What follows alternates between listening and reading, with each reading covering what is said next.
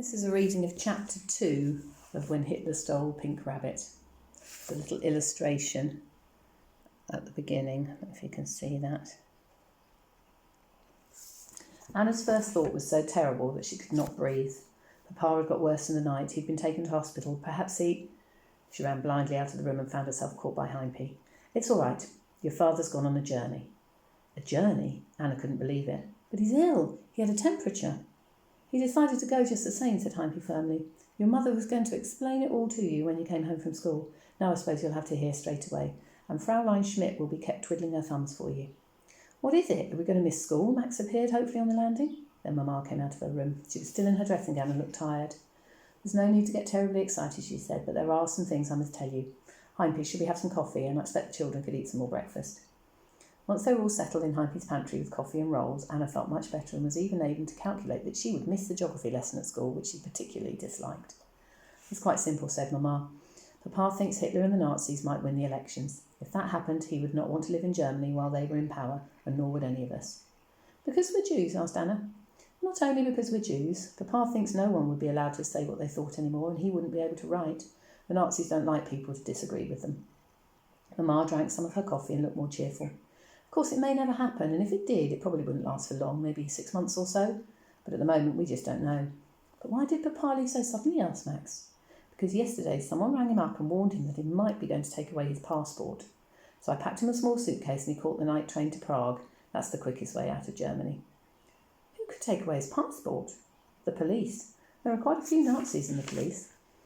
"And who rang him up to warn him?" Mamma smiled for the first time. "Another policeman, one Papa had never met but who'd read his books and liked them." It took Anna and Max some time to digest all this. Then Max asked, "But what's going to happen now?" "Well," said Mamma, "it's only about 10 days until the elections. Either the Nazis lose, in which case Papa comes back, or they win, in which case we join him." "In Prague?" asked Max. "No, probably in Switzerland. They speak German there. Papa would be able to write. We'd probably rent a little house and stay there until all this blown over." "Heimpy too?" asked Anna. "Heimpy too." It sounded quite exciting. Anna was beginning to imagine it, a house in the mountains, goats, or was it cows, when Mamma said, "There's one more thing." Her voice was very serious. "This is the most important thing of all," said Mamma, "and we need you to help us with it. Papa does not want anyone to know that he's left Germany. So you must not tell anyone. If anyone asks you about him, you must say that he's still in bed with flu." "Can't I even tell Gunther?" asked Max. "No, not Gunther, not Elspeth, not anyone." "All right," said Max, "but it won't be easy. People are always asking after him." "Why can't we tell anyone?" asked Anna. "Why doesn't Papa want anyone to know?" "Look," said Mamma, "I'll explain it all to you as well as I can, but you're still both children. You can't understand everything. Papa thinks the Nazis might cause us some bother if they knew that he'd gone, so he doesn't want you to talk about it. Now, are you going to do what he asks or not?" Anna said yes, of course she would. Then Heimpy bundled them both off to school. Anna was worried about what to say if anyone asked her why she was late, but Max said, "Just tell them Mamma overslept." She did, anyway. In fact, no one was very interested. They did high jump in gym, and Anna jumped higher than anyone else in her class. She was so pleased about this that for the rest of the morning she almost forgot about Papa being in Prague. When it was time to go home, it all came back to her, and she hoped Elspeth would not ask her any awkward questions. But Elspeth's mind was on more important matters. Her aunt was coming to take her out that afternoon to buy her a yo-yo. What kind did Anna think she should choose, and what colour? The wooden ones worked best on the whole, but Elspeth had seen a bright orange one, which, although made of tin, had so impressed her with its beauty that she was tempted.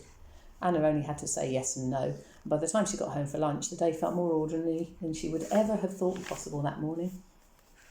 Neither Anna nor Max had any homework, and it was too cold to go out, so in the afternoon they sat on the radiator in the nursery and looked out of the window. The wind was rattling the shutters and blowing great lumps of cloud across the sky. "We might get more snow," said Max. "Max," said Anna, "do you hope that we will go to Switzerland?" "I don't know," said Max. There were so many things he would miss. Gunther, his gang with whom he played football, school, he said. "I suppose we'd go to a school in Switzerland." "Oh, yes," said Anna. "I think it'd be quite fun." She was almost ashamed to admit it, but the more she thought about it, the more she wanted to go. To be in a strange country where everything would be different, to live in a different house, go to a different school with different children. The huge urge to experience it all overcame her, and though she knew it was heartless, a smile appeared on her face. "It would only be for 6 months," she said apologetically, "and we'd all be together." The next few days passed fairly normally. Mamma got a letter from Papa. He was comfortably installed in a hostel in Prague and was feeling much better. This cheered everyone up. A few people inquired after him, but were quite satisfied when the children said he had flu. There was so much of it about that it was not surprising. The weather continued very cold, and the puddles caused by the thaw all froze hard again, but still there was no snow. At last, on the afternoon of the Sunday before the elections, the sky turned very dark, and then suddenly opened up to release a mass of floating, drifting, whirling white. Anna and Max were playing with the Kentner children, who lived across the road. They stopped to watch the snow come down. If only it had started a bit earlier, said Max. By the time it's thick enough for tobogganing, it'll be too dark. At 5 o'clock, when Anna and Max were going home, it had only just stopped. Peter and Marianne Kentner saw them to the door. The snow lay thick and dry and crunchy all over the road, and the moon was shining down on it. Why don't we go tobogganing in the moonlight, said Peter. Do you think they'd let us? We've done it before, said Peter, who was 14. Go ask your mother. Mamma said they could go, provided they all stayed together and got home by 7. They put on their warmest clothes and set off. It was only a quarter of an hour's walk to the Grunewald, where a wooden slope made an ideal run down to a frozen lake. They'd tobogganed there many times before, but it had always been daylight, and the air had been loud with the shouts of other children. Now all they could hear was the soughing of the wind in the trees, the crunching of the new snow under their feet, and the gentle whir of the sledges as they slid along behind them. Above their heads the sky was dark, but the ground shone blue in the moonlight, and the shadows of the trees broke like black bands across it. At the top of the slope they stopped and looked down. Nobody had been on it before them. The shimmering path of snow stretched ahead, perfect and unmarked, right down to the edge of the lake. Who's going down first? Asked Max. Anna didn't mean to, but she found herself hopping up and down and saying, "Oh, please, please." Peter said, "All right, youngest first." That meant her, because Marianne was 10. She sat on her sledge, held onto the steering rope, took a deep breath and pushed off. The sledge began to move rather gently down the hill. "Go on," shouted the boys behind her. "Give it another push." But she didn't. She kept her feet on the runners and let the sledge gather speed slowly. The powdery snow sprayed up all around her as the sledge struck it. The trees moved past slowly at first, then faster and faster. The moonlight leapt all around her. At last she seemed to be flying through a mass of silver. Then the sledge hit the hump at the bottom of the slope, shot across it and landed in a dapple of moonlight on the frozen lake. It was beautiful. The others came down after her, squealing and shouting. They went down the slope head first on their stomachs, so that the snow sprayed straight into their faces. They went down feet first on their backs, with the black tops of the fir trees rushing past above them. They all squeezed onto one sledge together and came down so fast that they shot on almost in the middle of the lake. After each ride, they struggled back up the slope, panting and pulling the sledges behind them. In spite of the cold, they were steaming inside their woolies. Then it began to snow again. At first they hardly noticed it, but then the wind got up and blew the snow in their faces. All at once, Max stopped in the middle of dragging his sledge up the slope and said, "What time is it? Oughtn't we to be getting back?" Nobody had a watch, and they realised that they had no idea how long they'd been there. Perhaps it was quite late and their parents had been waiting for them at home. "Come on," said Peter, "we'd better go quickly." He took off his gloves and knocked them together to shake the caked snow off them. His hands were red with cold. So were Anna's, and she noticed for the first time that her feet were frozen. It was chilly going back. The wind blew through their damp clothes, and with the moon hidden behind the clouds, the path was black in front of them. Anna was glad when they were out of the trees and in a road. Soon there were street lamps, houses with lighted windows, shops. They were nearly home. An illuminated clock face showed them the time. After all, it was not yet quite 7. They heaved sighs of relief and walked more slowly. Max and Peter began to talk about football. Marianne tied 2 sledges together and scampered wildly ahead on the empty road, leaving a network of overlapping tracks in the snow. Anna lagged behind because her cold feet hurt. She could see the boys stop outside her house, still talking and waiting for her, and was just going to catch them up when she heard the creak at the gate. Something moved in the path beside her, and suddenly a shapeless figure loomed up. For a moment she was very frightened, but then saw it was only Fraulein Lambeck in some sort of furry cloak with a letter in her hand. "Little Anna," cried Fraulein Lambeck. "Fancy meeting you in the dark of the night. I was just going to go to the post box, but I didn't think to find a kindred spirit. And how is your dear papa?" "He's got flu," said Anna automatically. Fraulein Lambeck stopped in her tracks. "Still got flu, little Anna? You told me he had flu a week ago." "Yes," said Anna. "And he's still in bed, still got a temperature?" "Yes," said Anna.